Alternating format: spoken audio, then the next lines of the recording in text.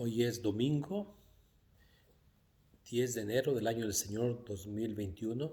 La iglesia celebra hoy celebramos la fiesta del bautismo del Señor y con esta fiesta terminamos el tiempo de Navidad, que tiene tres fiestas: el nacimiento de Jesús, la Epifanía o los Reyes Magos y hoy el bautismo del Señor. Jesús que es presentado a los pastores de Belén, Jesús que es presentado a los magos, a los paganos, y Jesús que es presentado por el Padre. Y mañana lunes iniciamos la primera semana del tiempo ordinario. Ahora, durante este año leeremos el Evangelio de Marcos. De hecho, hoy el Evangelio está tomado de San Marcos, capítulo 1, versículos del 7 al 11. En aquel tiempo, Juan predicaba diciendo: Ya viene detrás de mí uno que es más poderoso que yo, uno ante quien no merezco ni siquiera inclinarme para desatarle la correa de sus sandalias. Yo los he bautizado a ustedes con agua, pero Él los bautizará con el Espíritu Santo. Por esos días vino Jesús desde Nazaret, de Galilea, y fue bautizado por Juan en el Jordán.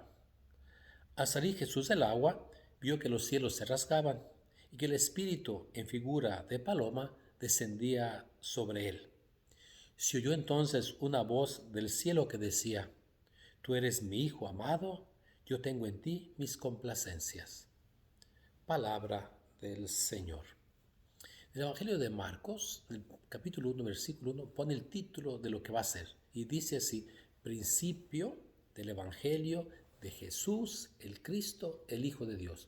El principio, inicio de algo nuevo, el Evangelio, la buena noticia de Jesús. ¿Y quién es Jesús? El Cristo y el Hijo de Dios. Sobre todo, el título Hijo de Dios, Jesús nunca se lo da, se proclama como Hijo de Dios.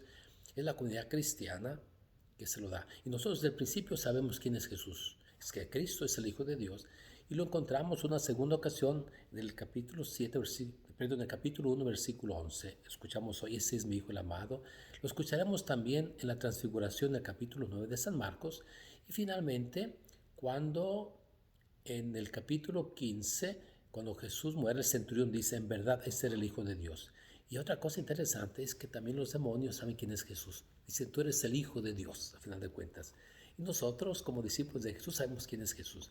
Hoy el Evangelio tiene dos partes.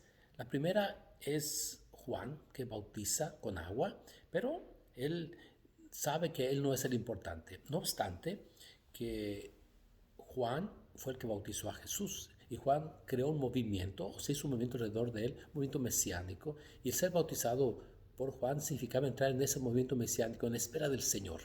Juan sabe que Él es el que prepara el camino. Por eso Él dice dos cosas, ¿no?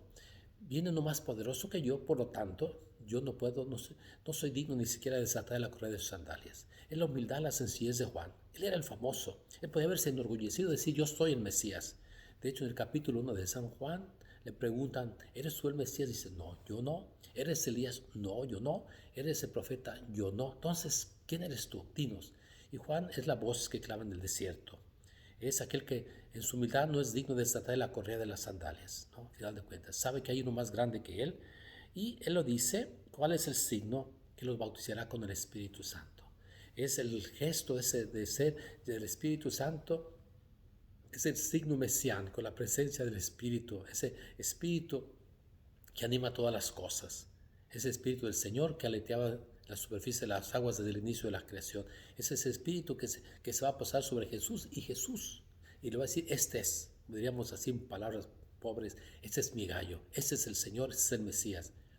Sobre todo el Evangelio de Lucas, escucharemos constantemente cómo el Espíritu del Señor guiaba a Jesús. Es la primera parte. Entonces, Juan, en su humildad y sencillez, sabe cuál es su lugar, que es una virtud en la vida. No tener un ego inflado, sentirnos más de lo que somos. ¿Quién somos, al final de cuentas? No, somos siervos inútiles, somos siervos del Señor. Viene un segundo momento, ¿no? Algunos elementos. Primero, Jesús vino de Nazaret de Galilea, ¿no? Jesús nació en Belén, como sabemos, pero creció en Nazaret. Nazaret era un pequeño pueblo al norte de Israel. Galilea era la región norteña y donde la gente de Jerusalén no veía muy bien a los galileos.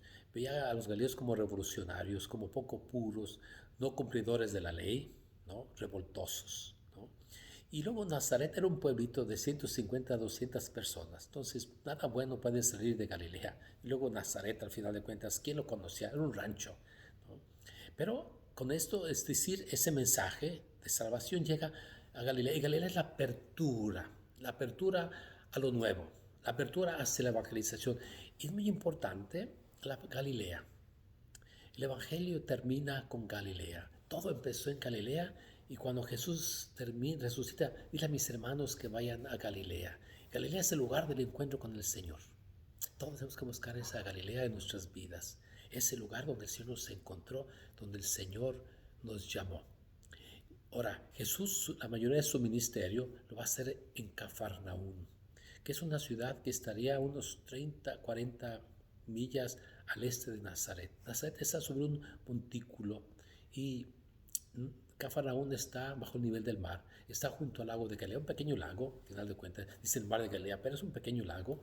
Ahí es donde va a ser su ministerio. Ahora, ¿a qué va Jesús? Al Jordán, al ser bautizado por Juan. Y es interesante el río Jordán. El río Jordán es el alma del pueblo de Israel, ¿no? Del pueblo de Israel, que baja desde el monte Líbano, del Líbano, y luego entra al lago de Galilea, sale del lago de Galilea y sigue por el valle del Jordán. Hace un valle hermoso, donde hay agua y vida, y termina en el Mar Muerto. Y Jordán era lo que dividía con la Transjordania, más allá del Jordán. Cuando en el libro de Josué van a entrar, a final de cuentas, pasan el río Jordán, ¿no? Es la entrada a la tierra prometida. Y de cierta manera el bautismo allí en Jordán es la entrada al nuevo pueblo del Señor. Ahora, más dice que lo bautizó. Ahora, algunos elementos cuando Jesús, después del bautismo, ¿no?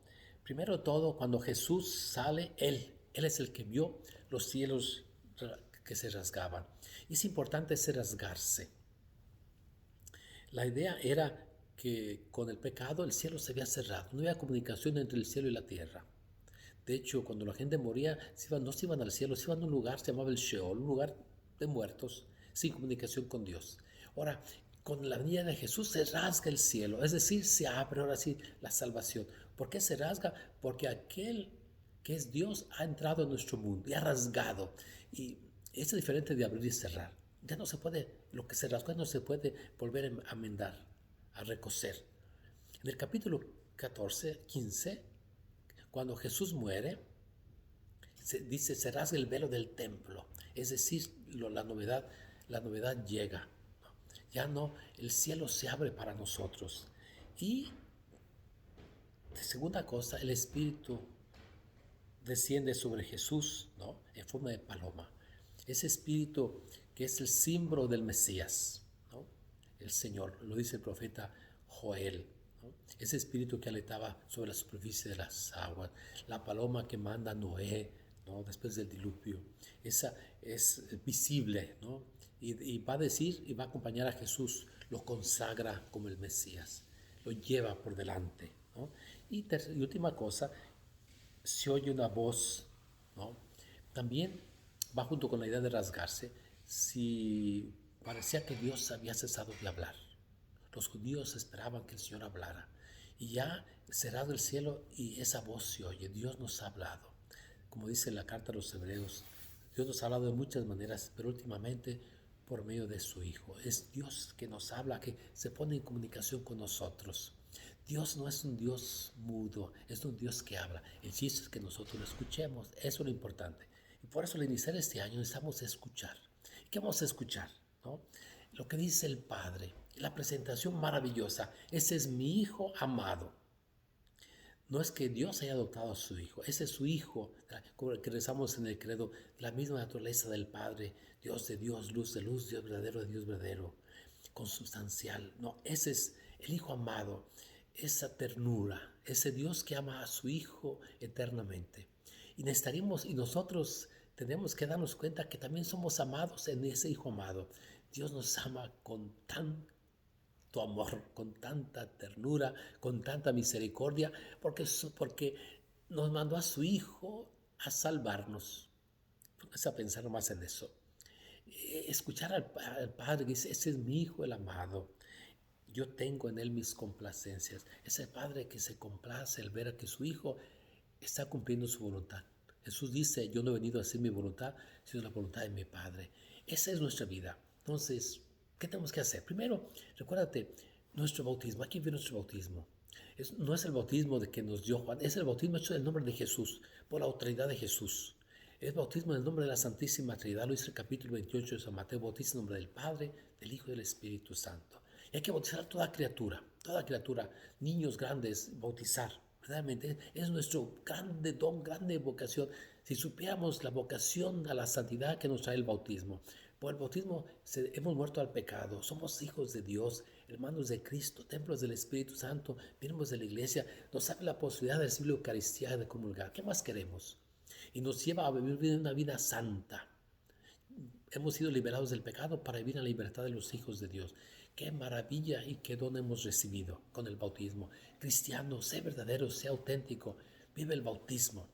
Y segunda cosa, necesitamos escuchar a ese Padre, ¿no? Ese Padre que ojalá en este año Dios se complazca en nuestra vida. Que Dios viendo nos diga, yo me complazco en Carmelo, yo me complazco en José, me complazco en María, me complazco en Rosa, me complazco en Antonio, porque hacemos lo que el Padre quiera. Y para hacer lo que el Padre quiera hay que dejarnos guiar por el Espíritu del Señor. No te dejes guiar por el Espíritu del chamuco. La carta a los Gálatas, ¿no? En el capítulo 5 dice, los que dejan guiar por el chamuco, que hay que crear concupiscencias, adulterio, borracheras, sinvergüenzada. No te dejes guiar, déjate guiar por el Espíritu del Señor.